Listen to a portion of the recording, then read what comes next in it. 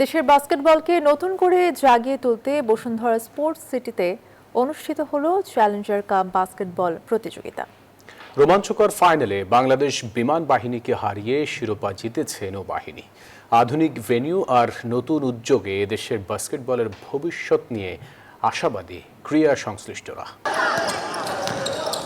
Bashundhara sports সিটিতে জমকালো আয়োজনে শেষ হলো চ্যালেঞ্জার কাপ বাস্কেটবল প্রতিযোগিতা।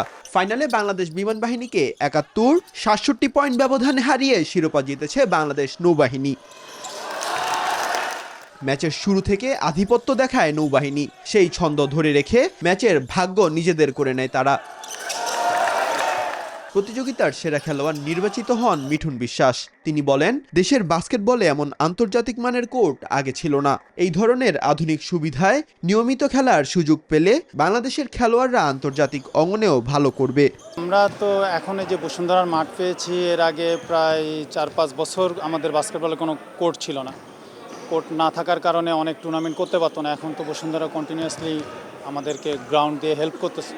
বসুন্ধরা স্পোর্টস সিটির সহযোগিতার জন্য কৃতজ্ঞতা প্রকাশ করেন বাংলাদেশ বাস্কেটবল ফেডারেশনের সভাপতি অবসরপ্রাপ্ত মেজর মোহাম্মদ আতিকুল হাফিজ। বসুন্ধরা যদি এই সুন্দর উডেন ফ্লোরটা আমাদেরকে না দিত, তাহলে হয়তো খেলাটা এরকমভাবে আমরা করতে পারতাম না। দেশের বাস্কেটবলের উন্নয়নে সব ধরনের সহযোগিতা অব্যাহত থাকবে বলে জানান বসুন্ধরা স্পোর্টস সিটির head of operations Masudur Rahman Manna. একাডেমির বাচ্চাদেরকে এনে ওদের এখান থেকে ট্রেন করতে চায়।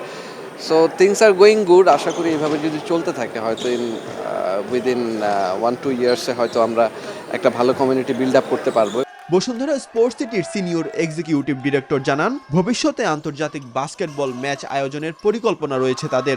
একাডেমির কার্যক্রম শুরু হবে বাচ্চাদের জন্য, এবং এইটা শেষ হতেই ন্যাশনাল আর একটা খেলা হবে।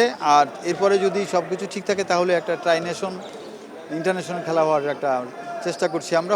দেশের অবহেলিত খেলা আবারও ফিরে আসবে বসুন্ধরা স্পোর্টস সিটির হাত ধরে, এমনটাই প্রত্যাশা ক্রীড়া সংশ্লিষ্টদের।